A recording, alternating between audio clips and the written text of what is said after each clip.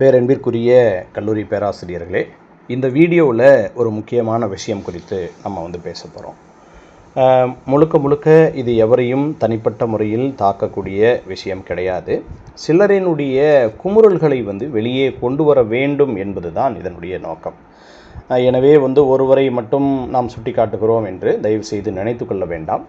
சம காலகட்டங்களில் இந்த பணி அனுபவத்திற்கு உரிய மதிப்பெண் வேண்டாம், பணி அனுபவம் இல்லாமலேயே எங்களை அதற்கு தேர்வு செய்வதற்கு முயற்சி செய்யுங்கள் என்கிற மாதிரியான ஒரு குரல்கள் நிறைய வருகிறது. இந்த வீடியோவுக்கு ரொம்ப முக்கியமான காரணம் என்ன அப்படின்னு பார்த்தீங்கன்னா, இந்த ஆரம்ப காலகட்டத்தில் இருந்து 2000ற்கு பிறகு 7.5 ஆண்டுகள் பணி அனுபவம் வேண்டும். அந்த 7.5 ஆண்டுகள் பணி அனுபவத்தின் மூலமாக 15 மதிப்பெண்கள், ஒரு ஆண்டுக்கு 2 மதிப்பெண்கள் வழங்கப்படும்.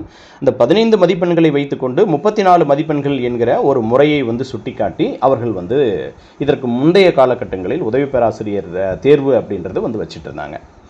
இப்போ இந்த காலகட்டத்தில் நம்மளுடைய பேராசிரியர்கள் அந்த பணி அனுபவம் வேண்டும் என்பதற்காக மிக குறைந்த சம்பளத்தில் 2500 ரூபாய் ஒரு கல்லூரியில் சம்பளமாக கொடுத்திருக்கிறார்கள். அதில் என்னுடைய நண்பர்கள் பணிபுரிந்திருக்கிறார்கள். அதைவிட இன்னும் பெரிய ஒரு மோசம் என்னவென்று சொன்னால், அந்த 2500 ரூபாய் சம்பளத்தில் அந்த கல்லூரியில் பணிபுரிந்த அந்த ஆசிரியர்கள் அவர்கள் அமர்ந்திருக்கக்கூடிய அந்த ஆசிரியர் அறைக்கு, அதாவது அவங்களுடைய ரூம், ஸ்டாஃப் ரூமுக்கு, அதில் இருக்கக்கூடிய கரண்ட் பில்லை அவர்களே சேர்ந்து கட்ட வேண்டும். இப்படி ஒரு கல்லூரியிலே பணிபுரிந்திருக்கிறார்கள்.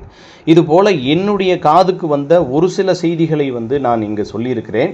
அதே போல் இன்னும் பல இடங்களில் இருக்கிறது. 4000 ரூபாய்க்கு சம்பளம் அப்படின்ற ஒரு முறையில் இருந்திருக்காங்க. இன்னும் வெளிப்படையாக சொல்ல போனோம் என்று சொன்னால், இன்னமும் சில கல்லூரிகளில் 6000 ரூபாய் சம்பளத்தை தாண்டாமலேயே இருக்கிறார்கள்.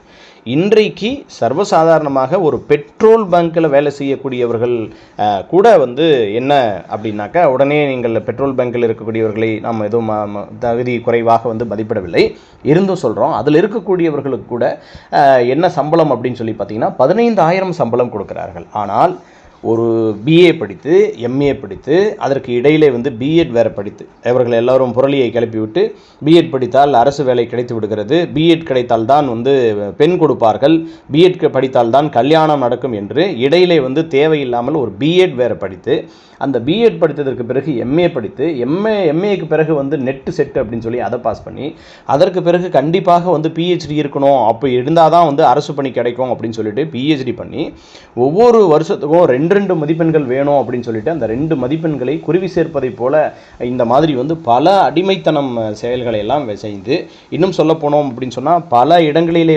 ஆசிரியர்கள் தான் கதவை திறக்கக்கூடியவர்களாகவும் அவர்களே இருக்கிறார்கள், கதவை மூடக்கூடியவர்களாகவும் அவர்களே இருக்கிறார்கள். அந்த இடத்துல பிரின்சிபல், வாட்ச்மேன் வேலையில் தொடங்கி முதல்வர் பதவி வரைக்கும் என்ன செஞ்சுருக்காங்க அப்படின்னு சொன்னால் இது மாதிரி தான் பணிபுரிந்திருக்கிறார்கள். காரணம் ஒன்று தான். என்ன அப்படின்னு பார்த்தீங்கன்னா, இந்த 2 மதிப்பெண்கள் நமக்கு கிடைக்கணும். இதை விட இன்னும் ஒரு பெரிய கொடுமை இருக்கிறது. என்ன அப்படின்னு சொன்னாக்க, உரிய காலம் வரை பணிபுரிந்து 15 ஆண்டுகள் ஒரு கல்லூரியில் பணிபுரிந்து அந்த 15வது ஆண்டில் ஒரு சிறிய பிரச்சனை ஏற்பட்டு ஒருவர் பதவி நீக்கப்படுகிறார்.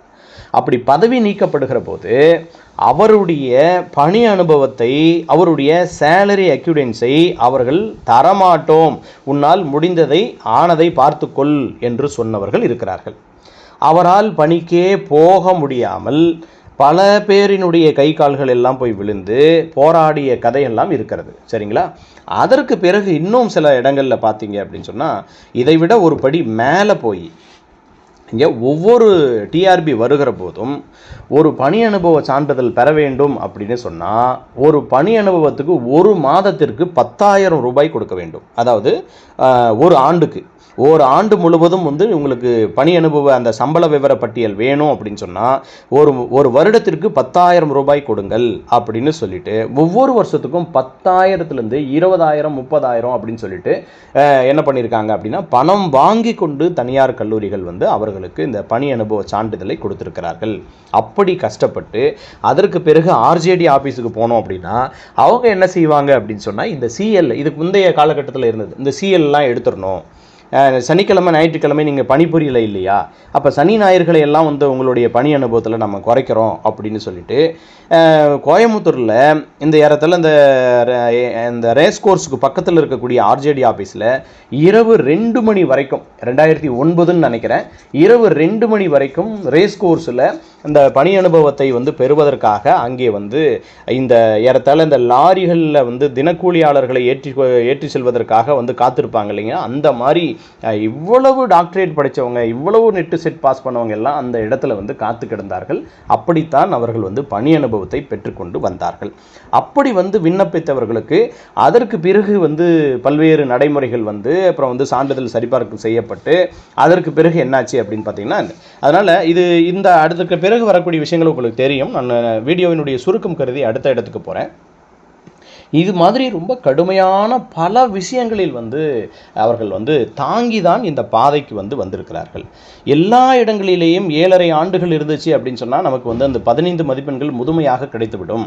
அதற்கு பிறகு எப்படியாவது டாக்டரேட் செய்துவிட வேண்டும் அப்படின்னு சொல்லிட்டு நெறியாளர்களிடம் படாத பாடுபட்டு எத்தனை இடங்களில் எத்தனை நெறியாளர்கள் எவ்வளவோ இன்னல்களை கொடுத்து இந்த பிஹெச்டி எல்லாம் வந்து வாங்க விடாமல் பண்ணியிருக்காங்க. தனிமனித தாக்குதல்கள் நடந்திருக்கு, தனிமனித பழிவா வாங்கக்கூடிய படலம் நடந்திருக்கு. இது எல்லாவற்றையும் வந்து கடந்து நெறியாளர்களிடம் ஒரு பிஹெச்டி பட்டத்தை பெற்று இந்த 7.5 ஆண்டுகள் பணி அனுபவம் பெற்று அதற்கு பிறகு பல பேருக்கு வந்து படிப்பதற்கே வந்து முடியாத ஒரு காலகட்டத்தில் குறிப்பாக இந்த முதல் பேப்பர் யூஜிசியில் இருக்கக்கூடிய ஃபஸ்ட் பேப்பர் எந்த விதமான மீடியாக்களும் இல்லாத காலகட்டத்தில், எந்த விதமான நோட்ஸும் இல்லாத காலகட்டத்தில் ஆங்கிலமே படிக்காதவர்கள் கூட அந்த ஆங்கிலத்தை முதல் தாளில் வந்து கஷ்டப்பட்டு படித்து அதற்கு பின்னாடி அந்த யூஜிசி அப்படின்னு சொல்லக்கூடிய ஒரு நெறிமுறைக்கு வந்து அவங்க தேர்ச்சி பெற்று அதற்கு பிறகு என்ன செஞ்சுருக்காங்க அப்படின்னு சொன்னாக்க இந்த மாதிரியான பணி அனுபவங்களை சேர்த்திருக்கிறார்கள்.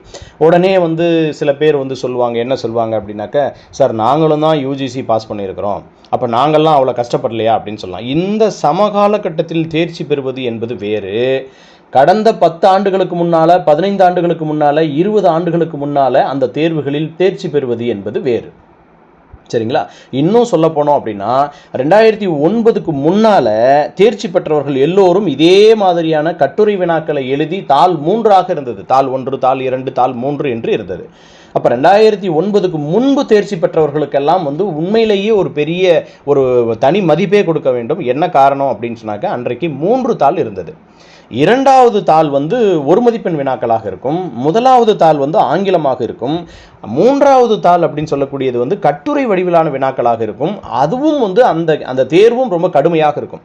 எப்படி இருந்தது என்றால் 20 5 மதிப்பெண்கள் வினாக்கள் கொடுத்திருப்பார்கள், 20 5 மதிப்பெண்கள் வினாக்கள் இருக்கும், 12 10 மதிப்பெண் வினாக்கள் இருக்கும், 2 20 20 மதிப்பெண்கள் இருக்கும். அப்புறம் வந்து அந்த காலகட்டம் மாறி அப்புறம் ஒரு தேர்வுலையும் ஒரு மாதிரி கொண்டு வந்தாங்க. ஒரே மதிப்பெண்ணில் ஒரே ஒரு இதில் வந்து 60 மதிப்பெண்கள் எல்லாம் கொடுத்திருந்தார்கள், 50 மதிப்பெண் எல்லாம் கொடுத்திருந்தார்கள். இப்படி வந்து ஒரு குறிப்பிட்ட நேரத்தை கொடுத்து அந்த நேரத்திற்குள்ளாகவே இவ்வளவு கட்டுரைகளை எழுத வேண்டும் அப்படின்னு சொல்லி அந்த காலகட்டத்தில் எல்லாம் யூஜிசி ரொம்ப கடுமையான விதிகளை வந்து வைத்திருந்தார்கள். அது எல்லாவற்றையும் கடந்து அவர்கள் சொன்ன இந்த 15 மதிப்பெண்களுக்காக பல இடங்களிலே வந்து பார்க்கக்கூடாத வேலைகளை எல்லாம் பார்த்து செய்யக்கூடாத வேலைகளை எல்லாம் செய்து நம்மளுடைய பேராசிரியர்கள் வந்து இந்த பணி அனுபவத்திற்காக அவ்வளவு பெரிய போராட்டத்தை கடந்து வந்திருக்கிறார்கள். சரி, இந்த நேரத்தில் ஏன் சார் இது இவ்வளோ விரிவாக பேசுகிறீர்கள் என்று சொன்னால், அதை விட பெரிய அதிர்ச்சி இருக்கிறது. என்ன அப்படின்னு பார்த்தீங்கன்னா, இந்த பணி அனுபவத்துக்காக வந்து பலர் உயிரை விட்டு இருக்கிறார்கள். சரிங்களா? நீங்கள் வந்து ஒரு மொழிபோர் தியாகிகளை பற்றி தான் நம்ம வந்து பேசுகிறோம், அது பெரிதாக பேசப்பட வேண்டியது தான், அதில் எந்த மாற்றம் கருத்து இல்லை. அது மாதிரி சில விஷயங்களை வந்து நாம் வந்து பெரிதாக பேசுகிறோமே தவிர பல விஷயங்கள் வந்து அதை வந்து எல்லோருக்கும் தெரிவதில்லை என்பதை எடுத்துரைப்பதற்காகத்தான் இந்த வீடியோவை தவிர யாரையும் குறைவாக மதிப்பிடுவது அல்ல. இந்த சமயத்தில் என்ன நடந்திருக்கு அப்படின்னா, கொரோனா அப்படின்னு சொல்லக்கூடிய ஒரு பெருந்தொற்று காலம் எல்லோருக்குமே வந்து கொரோனா காலகட்டத்தில் பார்த்தீங்க அப்படின்னா ரொம்ப ரொம்ப ரொம்ப ரொம்ப மோசமான ஒரு காலம் தான், அதில் எந்த மாற்றமும் இல்லை. குறிப்பாக சில department, commerce department, economics department, BBA department, சரி நீங்கள் சில டிபார்ட்மெண்ட் மட்டும்தான் சொல்கிறீங்க, சில டிபார்ட்மெண்ட்லாம் சொல்லவே இல்லை அப்படின்னு இன்னும் வரலாம். நேரம் கருதி நான் என்ன செய்கிறேன் அப்படின்னா சுருக்கிறேனே தவிர எல்லா டிபார்ட்மெண்ட்லையுமே அந்த மாற்றம் இருந்திருக்கிறது. ஆனால் அதிகமாக பாதிக்கப்பட்டவர்கள் யார் அப்படின்னு பார்த்தீங்கன்னா இந்த டிபார்ட்மெண்ட் அப்படின்னு சொல்லிட்டு, குறிப்பாக தமிழ் டிபார்ட்மெண்ட்டு, அப்புறம் வந்து ஆங்கிலம் இங்கிலீஷ் டிபார்ட்மெண்ட்டு, இப்படி சயின்ஸை தவிர, சயின்ஸும் பாதிக்கப்பட்டிருக்காங்க இல்லைன்னு சொல்லலை, பல இடத்துல எல்லா டிபார்ட்மெண்ட்டுமே பாதிக்கப்பட்டிருக்காங்க இல்லைன்னு சொல்லலை. ஆனால் பெரும்பாலானவர்கள் என்ன மாதிரி ஒரு பாதிப்புக்கு உள்ளாகியிருக்கிறார்கள் அப்படின்னு பார்த்தீங்கன்னா, பணியிடங்களில் வந்து போதிய சம்பளம் வந்து கொடுக்கப்படாமல் அந்த டிபார்ட்மெண்ட்டை விட்டே போதிய அளவிற்கு பணி அனுபவம் வாய்க்கப்பெற்று போதிய அளவுக்கு தகுதி இருந்து யூஜிசி தகுதி, இது நெட்டு தகுதி, யூஜிசி நெட்டு தகுதி, அப்புறம் வந்து பிஹெச்டி தகுதி, செட்டு தகுதி எல்லாமே வைத்திருந்தும் கூட அவர்களுக்கு அந்த காலகட்டத்தில் போதுமான சம்பளம் இல்லாமல் பலரும் தங்களுடைய துறையை விட்டு விலகிவிட்டார்கள். பல பேர் இறந்து போய்விட்டார்கள். கடந்த 2015 அந்த தேர்வு முடிவுகள் வெளியான அதே காலகட்டத்திலேயே அந்த தேர்வில் வந்து பணி கிடைக்காமல் ஏறத்தாழ 50க்கும் மேற்பட்டவர்கள் வந்து இவ்வளவு நாள் பணி அனுபவம் வைத்திருந்து நாங்கள் வந்து எங்களுக்கு இந்த பணி கிடைக்கல அப்படின்னு சொல்லிட்டு ஒரே நேரத்தில் இல்லை, பல நேரங்களில் அதையே மன உளைச்சலாக கொண்டு இறந்து போனவர்கள் இருக்கிறார்கள், தற்கொலை செய்து கொண்டவர்கள் இருக்கிறார்கள். அவ்வளவு பேர் என்ன செஞ்சுருக்காங்க அப்படின்னு சொன்னாக்க, இந்த பணி அனுபவத்தின் மூலமாக பல்வேறு வகையான இன்னல்களை அனுபவித்து இருந்திருக்கிறார்கள். அந்த பணி அனுபவ சான்றிதழ் வந்து கைக்கு வருவதற்குள்ளாக அவ்வளவு வியர்வைகளை அவர்கள் சிந்தியிருக்கிறார்கள். அதனால் பணி அனுபவம் வாய்க்கப்பட்டவர்களுக்கு உரிய மரியாதை இல்லாமல் நேரடியாக வந்து இந்த பணி அனுபவத்தை எடுத்துக்கொள்ளக்கூடாது அப்படின்ற ஒரு விஷயங்கள் வந்து சம காலகட்டத்தில் வந்து வருது. ஆனால் அதற்கு பின்னால் இருக்கக்கூடிய வலியும் வேதையும் சமகால கட்டத்தில் இருக்கக்கூடிய இந்த 90களுக்கு பிறகு பிறந்தவர்களுக்கு அது தெரியாது. 2000ற்கு பிறகு பிறந்தவர்களுக்கு இது மாதிரியான விஷயங்கள் தெரியாது. அதை தெரியப்படுத்த வேண்டும் என்பதற்காகத்தான் நாம் சொல்கிறோமே தவிர யாரையும் தனிப்பட்ட முறையில் தாக்குதல் வேண்டாம். அடுத்ததாக உடனே என்ன வரும் சார், நாங்களும் வந்து இப்போ 2000க்கு பிறகு பிறந்தவர்கள், 2009க்கு பிறகு பிறந்தவர்கள் எல்லாம் நாங்களெல்லாம் வந்து தேர்வில் படிக்கலையா, நாங்களும் கஷ்டப்பட்டு தானே இந்த மார்க்கை வாங்கியிருக்கிறோம் அப்படின்னா எங்களுடைய உரிமையை கேட்கறதுல என்ன தவறு அப்படின்னா, உங்களுடைய உரிமையை கேளுங்கள், தாராளமாக கேளுங்கள். இது வந்து ஜனநாயக நாடு, எல்லோருக்கும் அவரவர்களுடைய உரிமையை கேட்பதில் இருக்கிறது. ஆனால் அதற்கு பிறகு தனிமனித தாக்குதல்கள் வேண்டாம். இவர்களுக்கு ஏன் வந்து பணி அனுபவம் எல்லாம் கொடுக்கப்பட வேண்டும் என்று யாரும் எவரையும் என்ன செய்ய வேண்டாம் அப்படின்னு சொன்னால் தனிமனித தாக்குதல் நடத்த வேண்டாம் என்பதற்காகத்தான் அந்த பணி அனுபவத்தை மட்டுமே வைத்துக்கொண்டு இன்றைக்கு 55 வயதில் இன்னும் இந்த ஆண்டு எத்தனை பேர் ரிட்டையர்மெண்ட் ஆகிறாங்கன்னே தெரியாது, அவ்வளவு பேர் இருக்கக்கூடிய இந்த காலகட்டத்தில் யாரையும் ஒருவர் தனிமனித தாக்குதல்கள் வேண்டாம் என்று சொல்லுவதற்காகத்தான் இந்த வீடியோ. எனவே நாம் எல்லோரும் மெத்த படித்தவர்கள், மிகுந்த கல்வியாளர்கள். அதனால் தனிமனித தாக்குதல்களை விட்டுவிடுங்கள். ஒவ்வொருவர் கடந்து வந்த அந்த பாதைக்கு பிறகும் ஒவ்வொரு வகையான வழி இருக்கிறது, ஒரு வகையான வேதனை இருக்கிறது. சரிங்களா? இந்த வேதனைகளை தெரிந்து கொள்ளுங்கள். இன்னும் சில ஊர்களை கடக்கிற போதெல்லாம், ஏன்னா நான் பெரும்பாலும் தமிழ்நாடு முழுவதும் இருக்கக்கூடிய பெரும்பாலான கல்லூரிகளில் ஏறத்தாழ 200-300 கல்லூரிகளுக்கு மேலே நான் வந்து பல்வேறு கல்லூரிகளுக்கு வந்து சிறப்பு அழைப்பாளராக போயிருக்கிறேன். ஒரு ஊருக்கு போகிற போதும் ஒவ்வொரு ஊரிலிருந்து ஒவ்வொரு பேராசிரியரினுடைய நினைவு வந்து போகும். காரணம் என்ன அப்படின்னா, அவர்களுடைய இறப்பு அப்படின்றது அவ்வளவு மோசமானதாக இருக்கிறது. இன்னும் சொல்ல போனோம் அப்படின்னு சொன்னால், சமீப காலகட்டத்தில் என்னுடைய ரொம்ப நெருக்கமான ஒரு நண்பர், அவர் இருக்கக்கூடிய அவர் பணிபுரிந்த இடம் அப்படின்றது பிரின்சிபல் வரைக்கும் பணிபுரிந்தவர், முதல்வர் பதவியில் இருந்தவர். முதல்வர் பதவியில் இருந்து 2000-3000 மாணவிகள் படிக்கக்கூடிய முதல்வர் பதவியில் இருந்து அந்த இடத்திலிருந்து விலகி இந்த கல்வித்துறையே நமக்கு வேண்டாம் அப்படின்னு சொல்லி ஒதுங்கி ஒரு இடத்திலே வந்து ஒரு பெரிய ஹோட்டலில் என்ன செஞ்சிருக்கார் அப்படின்னு சொன்னாக்க, அவர் வந்து இருக்கார், பணிபுரிந்து கொண்டு இருக்கிறார். அதை பார்த்து விட்டு சமகாலகட்டத்தில் ஒரு முறை அந்த இது வரைக்கும் ஹோட்டல் வரைக்கும் போயிட்டு அவர் இருக்கக்கூடிய இடத்துல உட்காராமல் அவரிடம் நம்ம வந்திருக்கிறது அவருக்கு தெரியக்கூடாது என்பதற்காகவே வந்து வேறு ஒரு இடத்திலே வந்து நான் அமர்ந்து உணவை உண்டு விட்டு ஒரு கனத்த இதயத்தோடு வெளியிலே வந்தேன்.